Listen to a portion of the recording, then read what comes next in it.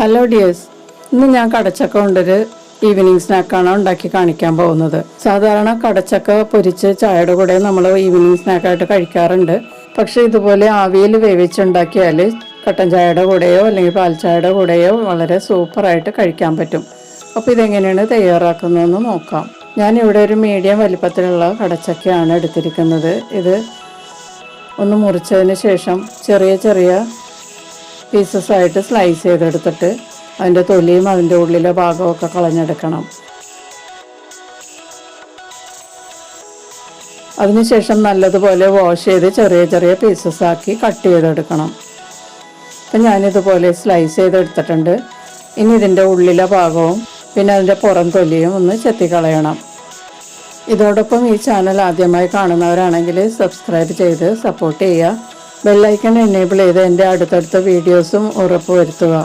ഇതിൻ്റെ ഉള്ളിലെ പൊല്ല പോലെയുള്ള ഭാഗം ചെത്തിക്കളഞ്ഞതിന് ശേഷം പുറം തൊലിയും ഒന്ന് ചെത്തി നല്ലതുപോലെ വാഷ് ചെയ്ത് ചെറിയ കഷ്ണങ്ങളാക്കി അരിഞ്ഞെടുക്കണം. അപ്പോൾ ഞാൻ അതെല്ലാം കഴുകി എടുത്തിട്ട് ചെറിയ പീസസാക്കി കട്ട് ചെയ്തെടുത്തിട്ടുണ്ട്.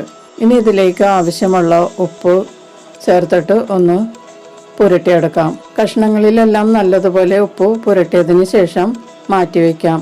ഇത് നമുക്ക് ആവിയിൽ വേവിച്ചെടുക്കാനുള്ളതാണ്. അതുകൊണ്ട് നമുക്കൊരു സ്റ്റീമറിൽ കുറച്ച് വെള്ളം വെച്ച് തിളപ്പിച്ചെടുക്കാം. ഞാനിവിടെ ഒരു സ്റ്റീമർ വെച്ചിട്ട് വെള്ളം നന്നായിട്ട് തിളച്ച് ആവി വന്നുകൊണ്ടിരിക്കുകയാണ്. ഇതിലേക്ക് നമ്മൾ ഉപ്പ് പുരട്ടി വെച്ചിരിക്കുന്ന കടച്ചക്ക കഷ്ണങ്ങൾ ചേർത്ത് കൊടുക്കാം. ജാക്ക് ഫ്രൂട്ട് ഇനത്തിൽ പെട്ടതാണെങ്കിലും ജാക്ക് ഫ്രൂട്ടിനേലും വളരെയധികം ഗുണങ്ങളുള്ളതാണ് ഈ ബ്രെഡ് ഫ്രൂട്ട്. ഇതിൽ ധാരാളം ആൻറ്റി ഓക്സിഡൻസും വിറ്റമിൻസും മിനറൽസ് അടങ്ങിയിട്ടുണ്ട്. ജാക്ക് ഫ്രൂട്ടിനേലും ഇരട്ടിയിലധികം നാരുകൾ അടങ്ങിയിട്ടുണ്ട്. ഇതിൽ അമിനോ ആസിഡ്സും അടങ്ങിയിട്ടുണ്ട്. അതുകൊണ്ട് ഡയബറ്റീസുകാർക്കും വെയിറ്റ് ലോസുകാർക്കും ഇത് ധൈര്യമായിട്ട് ഉപയോഗിക്കാൻ പറ്റിയ ഒരു ഫ്രൂട്ടാണ്. ഇനി ഇത് മൂടി വെച്ച് 10 മിനിറ്റ് മീഡിയം ഹീറ്റിൽ വേവിച്ചെടുക്കാം. ഇനി കടച്ചക്കയിലേക്ക് ഒതുക്കി ചേർക്കാനുള്ള ചില ഇൻഗ്രീഡിയൻസ് റെഡിയാക്കി എടുക്കാം.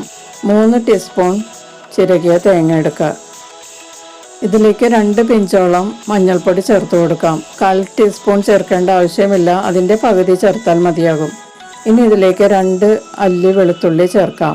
ഇതിലേക്ക് ഞാനൊരു പച്ചമുളക് ചേർക്കുന്നുണ്ട്. കുട്ടികളുള്ള വീടാണെങ്കിൽ പച്ചമുളക് ചേർക്കാതിരിക്കാം, അല്ലെങ്കിൽ അതിൻ്റെ അരി കളഞ്ഞിട്ട് കഴുകിയിട്ട് ചേർക്കുക. അപ്പോൾ പച്ചമുളകിൻ്റെ ടേസ്റ്റ് വരുന്നത് വളരെ നല്ലതായതുകൊണ്ടാണ് ഞാൻ ചേർത്തത്.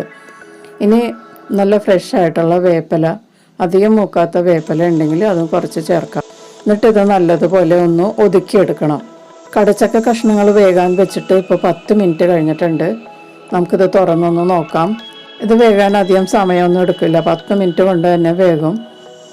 നല്ല സോഫ്റ്റായിട്ട് വെന്ത് കിട്ടും. നമുക്കിതൊന്ന് പ്രസ് ചെയ്ത് നോക്കിയാൽ മനസ്സിലാവും ഓരോ കഷ്ണങ്ങളും. കണ്ടോ, ഇത് കുട്ടികൾക്ക് അതിൽ കൊടുക്കാം. 1 വയസ്സുള്ള കുട്ടികൾക്കാണെങ്കിൽ ഇത്തിരി പാലിൽ ഇത് ചാലിച്ചിട്ട് കൊടുക്കുന്നത് വളരെ നല്ലതാണ്. നമുക്കിനി അടുത്ത പ്രോസസ്സിലോട്ട് പോകാം. ഒരു പാൻ ചൂടാക്കി അതിലേക്ക് 2 ടീസ്പൂൺ വെളിച്ചെണ്ണ ചേർത്ത് കൊടുക്കാം. എണ്ണ ചൂടായി കഴിയുമ്പോൾ 1/2 ടീസ്പൂൺ കടുക് ചേർത്ത് പൊട്ടിക്കുക. കടുക് പൊട്ടിക്കഴിയുമ്പോൾ ഇതിലേക്ക് കുറച്ച് വേപ്പില ചേർത്ത് കൊടുക്കാം.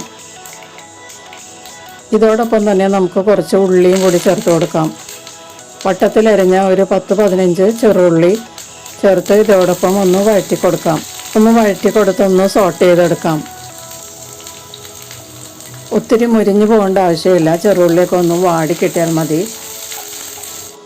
ഉള്ളിയൊക്കെ ഒന്ന് വാടിക്കഴിയുമ്പോൾ നമ്മൾ ഒതുക്കി വെച്ചിരിക്കുന്ന തേങ്ങ ചേർത്ത് കൊടുക്കാം. വെള്ളമൊട്ടും ചേർക്കാതെയാണ് ഞാൻ മിക്സിയുടെ ചെറിയ ജാറിലൊന്ന് ക്രഷ് ചെയ്തെടുത്തതാണ്. ഇതിലേക്ക് നമുക്ക് കുറച്ച് ഉപ്പ് ചേർത്ത് കൊടുക്കാം. തേങ്ങയ്ക്ക് വേണ്ട ഉപ്പാണ് ചേർക്കുന്നത്. കടച്ചക്ക നമ്മൾ ഉപ്പ് ചേർത്താണ് വേവിച്ചെടുത്തത്. ഇനി ഈ തേങ്ങ ഒന്ന് ചൂടാവുന്നത് വരെ ഒന്ന് വഴറ്റി കൊടുക്കാം. ഏറ്റവും ലോ ഹീറ്റിൽ വേണം ഇപ്പോൾ ഇതെല്ലാം ചെയ്യാനായിട്ട്. തേങ്ങ ഒത്തിരി ചൂടായി പോകേണ്ട ആവശ്യമില്ല. ചൂടായി വരുമ്പോൾ തന്നെ വേവിച്ച് വെച്ചിരിക്കുന്ന കടച്ചക്ക കഷ്ണങ്ങൾ ചേർത്ത് കൊടുക്കാം. എന്നിട്ടൊന്ന് നല്ലതുപോലെ ഒന്ന് മിക്സ് ചെയ്ത് കൊടുക്കാം.